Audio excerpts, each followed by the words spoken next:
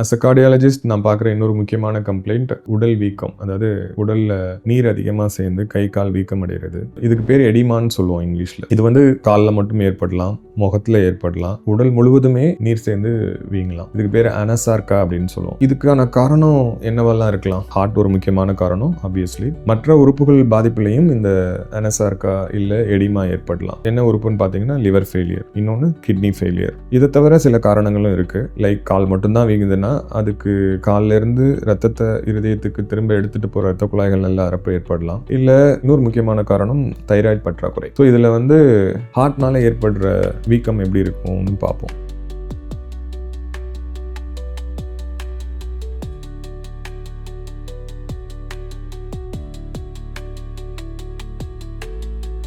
Heart வந்து நம்ம pump பண்ணணும், நல்லா ரத்தத்தை சுருங்கும் பொழுது பம்ப் பண்ணணும், விரியும் போது அது ரத்தத்தை ரெசீவ் பண்ணணும். இது ரெண்டுமே நல்லா இருக்கணும். பம்ப் பண்ணுற ஃபங்க்ஷனை வந்து சிஸ்டோலிக் ஃபங்க்ஷன் சொல்லுவோம். இந்த ரத்தத்தை ரிசீவ் பண்ணுற ஃபங்க்ஷனை டயஸ்டோலிக் ஃபங்க்ஷன் சொல்லுவோம். இது ரெண்டுமே நல்லா இருக்கணும். அந்த ஹார்ட் பம்ப் பண்ணுற ஒவ்வொரு முறையும் உள்ள ரத்தம் அலோவ் பண்ணுற வேல்வும் சரியாக வேலை செய்யணும், வெளியில் அனுப்புகிற வேல்வும் சரியாக வேலை செய்யணும். இப்போ இந்த ப்ராசஸில் எங்கே ப்ராப்ளம் இருந்தாலும் ஒருத்தருக்கு இந்த ஹார்ட் ஃபெயிலியர் ஏற்படலாம். இந்த ஹார்ட் ஃபெயிலியர் ஏற்படுற பேஷண்ட்டுக்கு ஏற்படுற முக்கியமான தொந்தரவு தான் கை கால் வீங்கிறது, மூச்சு வாங்குறது. இப்போ இந்த ஹார்ட் ஃபெயிலியருக்கான முக்கியமான காரணங்கள் என்னன்னு பார்ப்போம். ரொம்ப முக்கியமான காரணம் இருதயத்தில் இருக்கிற இரத்த குழாய்கள் அடைப்பட்டு அந்த இரத்த குழாய் சப்ளை பண்ற சதைகள் பாதிப்படைந்து அந்த பகுதியில் இருக்கிற இதயம் சரியாக சுருங்கி விரியாததனால் நம்ம வந்து ஒரு நிமிடத்திற்கு இதயம் எவ்வளவு ரத்தத்தை பம்ப் பண்ணணுமோ அது குறைவு ஏற்படுறதுனால ஏற்படுற விஷயம் தான் ஹார்ட் ஃபெயிலியர். இதை தவிர வேற காரணங்கள், அந்த வேல்வ் லீக் ஆகிறது. ஒரு வேல்வ் வந்து இருதயத்துக்குள்ள ரத்தத்தை அலோவ் பண்ணிட்டு அந்த இருதயம் பம்ப் பண்ணும் பொழுது அந்த வேல்வ் சரியாக க்ளோஸ் ஆகணும். அப்படி க்ளோஸ் ஆகலைன்னா எந்த சைட்லேருந்து ரத்தம் வந்துச்சோ அதே சைடில் ரத்தம் பின்புறமாக லீக் ஆகும். அப்படி லீக் ஆகும்போது நமக்கு எஃபெக்டிவ் பம்பிங், அதாவது கார்டியக் அவுட்புட், அதாவது ஒரு நிமிடத்திற்கு உடலுக்கு எவ்வளோ ரத்தம் பம்ப் பண்ணணுமோ அதனுடைய அளவு குறையிறதுனால அந்த ஹார்ட் ஃபெயிலியர் சிம்டம்ஸ் ஏற்படும். எப்படி ஒரு ஹார்ட் ஃபெயிலியர் வந்த ஒரு பேஷண்ட் வந்து என்னென்ன ப்ரிகாஷன்ஸ் எடுத்துக்கணும்? ஃபார் எக்ஸாம்பிள், ஹார்ட் ஃபெயிலியர் வந்த பேஷண்ட்ஸ் அவங்களுக்கு என்ன காரணம்னு ஃபர்ஸ்ட் கண்டுபிடிக்கணும். இன்னைக்கு தேதியில் 180 பேருக்கு இதய ரத்த குழாய் அடைப்புனால தான் ஏற்படுது. ஸோ ஹார்ட் ஃபெயிலியர் வந்த பேஷண்ட்ஸ் நாங்கள் முதல்ல அவங்க மூச்சு வாங்குறதுக்கான அந்த தொந்தரவை குறைப்போம், அந்த எடிமாங்கிற அந்த வீக்கத்தை குறைப்போம், அதற்கான ட்ரீட்மெண்ட் மருந்துல கொடுத்து கண்ட்ரோல் செஞ்சுட்டு அதுக்கப்புறம் அவங்களுக்கு அந்த பம்பிங் குறைந்ததுக்கான காரணத்தை தேடுவோம். அப்படி இருக்கிற அதில் பண்ணுற முக்கியமான டெஸ்ட் தான் நம்ம அந்த எக்கோகார்டியோகிராம். எக்கோகார்டியோகிராமில் இருதயத்தோட பம்பிங்கையும் பார்க்கலாம், இருதயத்தில் இருக்கிற வேல்வு சரியாக வேலை செய்தாலும் பார்க்கலாம். இப்போ அந்த பம்பிங் நல்லா இருக்கு, வேல்வுகளில் தான் பிரச்சனை அப்படின்னா அந்த பிரச்சனையை நம்மளால எப்படி சரி பண்ணுறதுன்னு ஒரு ஆப்ரேஷன் செஞ்சு அந்த வேல்வை மாற்றலாம். இல்லை ஆப்ரேஷனே இல்லாமலும் இந்த வேல்வை சரி செய்யறதுக்கான வாய்ப்புகள் இருக்கு. இதே அவங்களுக்கு பம்பிங் வேல்வெல்லாம் நல்லா இருக்கு, பம்பிங் தான் கம்மியாக இருக்கு அப்படின்னா பம்பிங் வந்து எந்த வகையில் குறைஞ்சிருக்குன்னு பார்க்கணும். அது ரெண்டு வகையாக பிரிப்போம் நாம. இந்த பம்பிங் வந்து முழு ஹார்ட்டுமே பம்பிங் கம்மியாக இருக்கிறது, இல்லை ஏதோ ஒரு பகுதி மட்டும் சரியாக பம்ப் பண்ணாமல் இருக்கிறது. இது ஏதோ ஒரு பகுதி மட்டும் தான் பம்ப் பண்ணலன்னா அது கண்டிப்பாக அந்த ஏரியாவுக்கு சப்ளை பண்ணுற ரத்த குழாய்கள் ஏற்படுற அடப்புனால தான் அது ஏற்பட்டிருக்கும். இதுக்கு பேர் வந்து இஸ்கிமிக் ஹார்ட் டிசீஸ் தான், கொரோனரி ஆர்டரி டிசீஸ், ஆர் நம்ம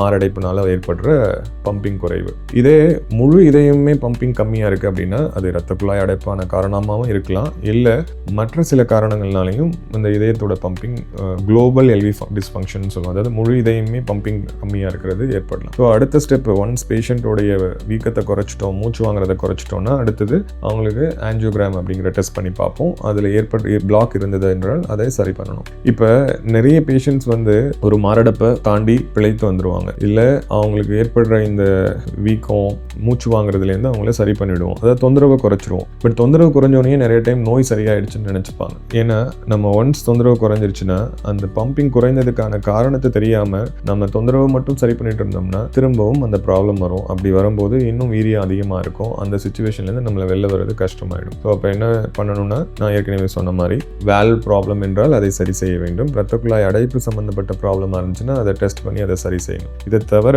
துடிப்பு சம்பந்தப்பட்ட ப்ராப்ளம்னாலையும் இந்த பம்பிங் குறையலாம். அதுக்கான ட்ரீட்மெண்ட் தான் நம்ம பேஸ் மேக்கர் வைக்கிறது. இதில் இருக்க எல்லா வைத்தியங்களை செஞ்சதுக்கு அப்புறமும் ஒரு சிலருக்கு இருதயத்தோட பம்பிங் முழுதாக இம்ப்ரூவ் ஆகாமல் போகிறதுக்கு வாய்ப்பு இருக்குது. அவங்கள வந்து ரிஃப்ராக்டரி ஹார்ட் ஃபெயிலியர் பேஷண்ட்ஸ் அப்படின்னு சொல்லுவோம். அதாவது எந்த மருத்துவத்திலையும் அவங்களுடைய இதயத்தின் செயலிழப்பை சரி செய்ய முடியலை அப்படின்னு சொல்லுவோம். அந்த மாதிரி ரிஃப்ராக்டரி ஹார்ட் ஃபெயிலியர் இருக்கிறவங்க என்னென்ன ப்ரிகாஷன்ஸ் எடுத்துக்கணும், அவங்க எடுக்கிற மருந்தில் ரொம்ப கேர்ஃபுல்லாக இருக்கணும். அதுக்கப்புறம் மெயினாக இந்த மாதிரி பேஷண்ட்ஸ்க்கு நம்ம கொடுக்குற வைத்தியமே என்னென்னா அவங்க உடம்புல நீர் சேராமல் பார்க்கணும். ஸோ அதுக்கு வந்து நீரை அதிகமாக வெளியில் தள்ளுறதுக்கான டயூரெட்டிக்ஸ் அப்படிங்கிற மருந்துகள் கொடுப்போம், அதை சரியாக எடுத்துக்கணும். அதே மாதிரி நம்ம நீரை வெளில எடுத்தோன்னா அவங்களுக்கு ஆப்வியஸ்லி தாகம் நிறைய எடுக்கும். அப்படி இருந்தாலும் தண்ணி அளவாக குடிக்கணும். எப்பெல்லாம் நம்ம வந்து தண்ணி அதிகமாக குடிக்கிறோமோ மூச்சு வாங்குற தொந்தரவு அதிகமாக ஏற்படும், வீக்கம் ஏற்படும். அதே நேரம் நம்ம உப்பு அதிகமாக சாப்பிட்டாலும் நம்ம தண்ணி நிறைய குடிக்கிற மாதிரி ஆகிடும். அந்த டைம்லையும் நமக்கு வீக்கம் அதிகமாகும். வீட்டில் வேற யாருக்காவது இருமல் சளி ஜுரம் இருக்கிற போது அவங்க பக்கத்துலேயே போகக்கூடாது.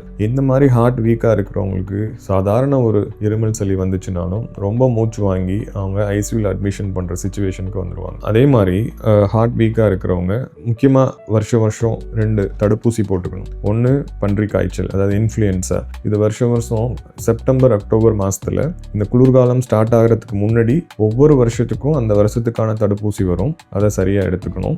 இன்னொன்று நியூமோகாக்கல் நிமோனியா. இது வந்து ஒரு பாக்டீரியல் இன்ஃபெக்ஷன். இதில் மொத்தம் 23 ஸ்ட்ரெயின் இருக்குது. இது எல்லாத்துக்கும் அகெயின்ஸ்டாக ஒரு வேக்சின் இருக்குது, அதை எடுத்துக்கணும். ஒரு 2 வருஷத்துக்கு ஒரு தடவை, அப்புறம் 5 வருஷத்துக்கு ஒரு தடவை எடுத்துக்கணும். ஸோ அப்போ இதை எடுத்துட்டா இவங்களுக்கு வேற இன்ஃபெக்ஷனே வராதா?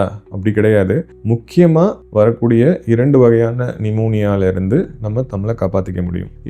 இப்போ ஹார்ட் ஃபெயிலியர் பேஷண்ட்ஸ்க்கு மட்டும் இல்லை, இது கிட்னி ஃபெயிலியர், லிவர் ஃபெயிலியர் இருக்க எல்லா பேஷண்ட்ஸுக்குமே இந்த மாதிரி ஒரு இன்ஃபெக்ஷன் வராமல் இருக்கிறதுக்கான, எஸ்பெஷலி இந்த பன்றி காய்ச்சல் மற்றும் நியூமோகாக்கல் நிமோனியாலேருந்து வராமல் இருக்கிறதுக்கு வருடம் அதுக்கான தடுப்பூசி எடுத்துக்கணும்.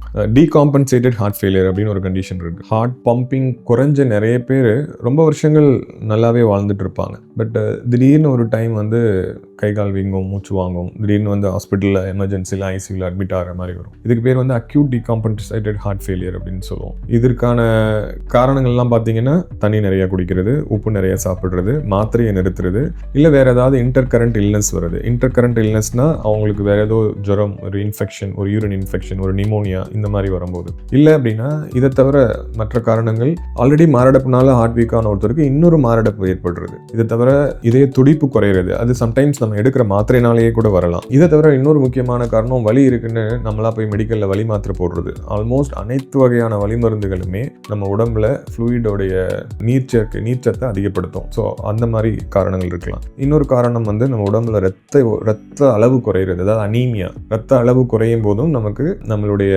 ஸ்டேபிள் ஹார்ட் ஃபெயிலியர் பேஷண்ட்ஸ் வந்து சடனாக அன்ஸ்டேபிள் ஆகி அட்மிஷன் தேவைப்படலாம். மற்ற காரணங்கள் பார்த்தீங்கன்னா தைராய்டு அதிகமாகிடுறது, அது ஏற்படலாம். எந்த வயசில் வேணாலும் யாருக்கு வேணாலும் ஏற்படலாம். ஸோ இந்த மாதிரி மற்ற இன்டர் கரண்ட் இல்னஸ் இருக்கா அப்படிங்கிறது தான் நாங்கள் ஃபர்ஸ்ட் செக் பண்ணுவோம். ஆனால் இது எல்லாத்துலேயும் முக்கியமான காரணம் என்னன்னு நினைக்கிறீங்க? மருந்து சரியாக சாப்பிடாதது தான். ஸோ இந்த காரணத்தினால தான் ஹார்ட் ஃபெயிலியர் இருக்க பேஷண்ட்ஸ் கண்டிப்பாக ஒரு 3 மாதத்துக்கு ஒரு தடவையாவது டெஸ்ட் பண்ணிவிட்டு அவங்களுடைய கார்டியாலஜிஸ்ட்டை பார்த்து கரெக்டான மருந்து எடுத்துக்கணும்.